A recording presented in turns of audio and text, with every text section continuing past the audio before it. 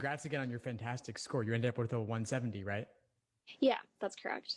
And where would you say you started? Like, what was your starting point? What was your starting diagnostic score if you had one? I started at a 153. Wow, that's quite a score increase. Yeah, for sure. Definitely. Well, thanks so much for doing this brief call with me. I just kind of wanted to do a debrief with you after your LSAT journey, just to do a little recap and get a sense of what you think might have led to your score increase, what advice you might have for future test takers, anything along those lines you might be willing to share. Yeah, definitely. Yeah, feel free to ask me any questions. Yeah, sure. Well, what would you say is the biggest thing that had the biggest impact on you in achieving that score increase in the end? Yeah, so let me start from the beginning. So I would say I started heavily investing in this LSAT process in March this year. I took my diagnostic in October last year, but wasn't really committed to the process, I would say. I kind of looked through a few kind of test prep books, but it was all self studying. And then I would say March was when I really started committing to the process. And that's when I found your test prep company. And through that, I registered for, I think it's the Supreme course, which allows me to have, these mastermind coaching sessions. And those, I think those were pivotal to the breakthrough that I had in terms of score increase. So I looked through your kind of foundational material and then, your mastermind classes, being able to ask my questions freely in class and having the contribution of not only you, but also experienced students, but also students who were also in my stage of prep. And just giving me advice, giving me kind of little pearls of wisdom that they got along the way, that really helped me out a lot. Awesome, fantastic. I'm so glad the mastermind sessions in particular were useful to you, and I'm really glad that you mentioned that because I feel like it's something I'm not really able to sufficiently communicate the value of, and this is something that has kind of Mm-hmm. arisen organically through the participation of students like yourself. And so I'm Mm-hmm. hoping you could share a little more about what exactly goes on in those mastermind calls that you found so valuable. During this time, you're free to ask any sort of question that you may have during the time of your prep. And, you would pitch in and give us advice, and all the other students would kind of pitch in. So, one example of, I think this was one of my first breakthroughs. So, I was struggling with logic games, especially when it came to timing. And, I put this question to the class: how do I improve on timing on logic games? I'm always running out of time. And one of the students, just said, oh, instead of doing the questions by order, do all the, I think she said, do all the local questions first and then go back to the global, because then you kind of get more information as you go through. And that was really, really helpful to me. So I implemented that strategy. And, by the end of, I would say like a week and a half of practicing that strategy, I was able to complete the logic game section on time, as opposed to before where I was taking, anywhere from 40 to 45 minutes. Amazing. It's a great tip. Definitely, I recommend something along those lines as well. And you also met Judy through the course as well, right? Yeah, so we're still, we're communicating every day. She's applying this cycle as well. So we've kind of become, like diehard buddies who just are supporting each other through this process. And I think that's the other really great thing about your community, where everyone's just so caring and they're so open. And so Judy's one of the friends that I've made throughout this process. And we really, really helped each other out throughout both LSAT prep and now also getting into applications. Awesome. What would you say, Annie, has opened up for you as a result of getting this score increase, 153 to 170? What new possibilities do you have in terms of your law school admissions and your law school future?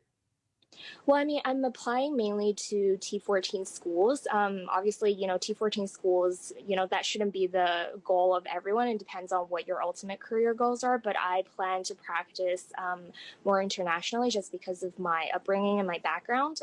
So T14 schools, in my view, would definitely give you kind of more opportunities, especially overseas as well. So I think getting that 170 definitely makes me a lot more secure in terms of applying to those T14 schools. Awesome. Fantastic. Well, I'm really excited for your possibilities there.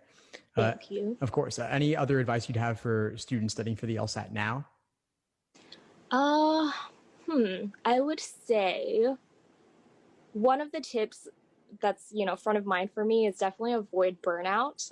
That's definitely very, very real. And I experienced it myself. I think you read all these things about burnout and, you're aware of it and you don't think it's going to happen to you because, it's just, you're like, okay, I'm taking it easy. It's not going to happen to me. But at the same time, when I experienced it, it happened very quickly. So there weren't any kind of warning signs beforehand, and it just happened. Just one day I went from, PTing within 170 to mid 170s to, low 160s. And that's when I kind of found out, okay, like I'm really burnt out. My brain isn't processing information properly as it should be. So that's one of the things I would watch out for, just to make sure to pace yourself, give yourself enough time. Another advice I would have is just really to trust the process. I think different score ranges, there's different things that you have to focus on. And I think it's easy to plateau in this process, and it's easy to kind of lose trust in yourself and to not believe that, you're capable of achieving the score that you want. But at the same time, I think get advice from people, get advice from people who, are in the same process in different stages of this process, and that'll really push you through.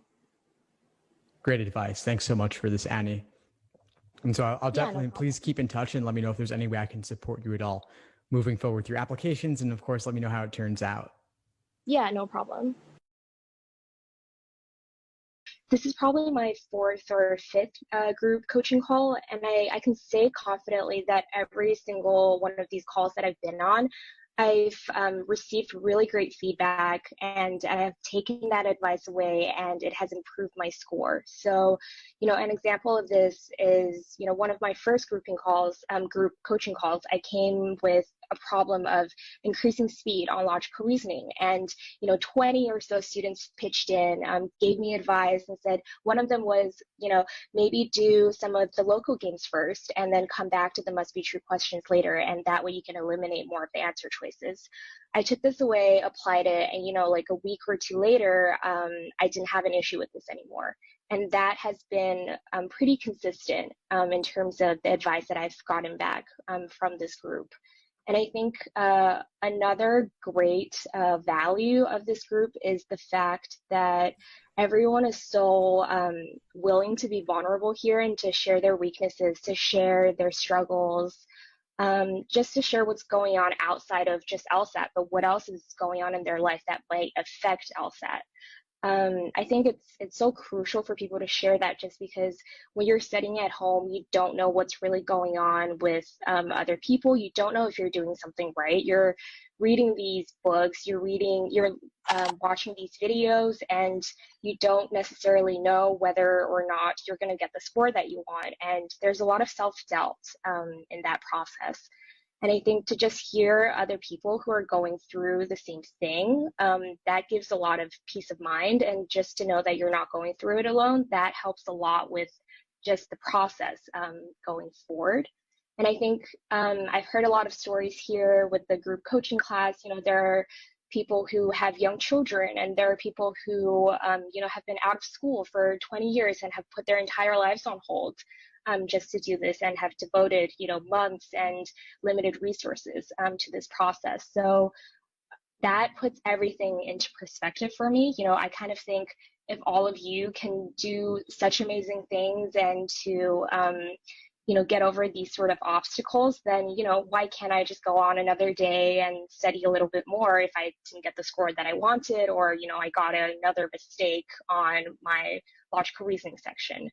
So yeah, I've taken a lot out of this group, and it's I'm very thankful to all of the students who are still willing to share all of their experiences and to give me advice. And I've made some very great friends out of this process, and that's something I'm also very grateful for.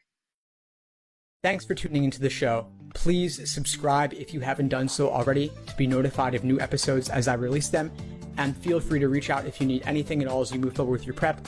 I'm happy to help however I can. In the meantime, I wish you all the best and take care.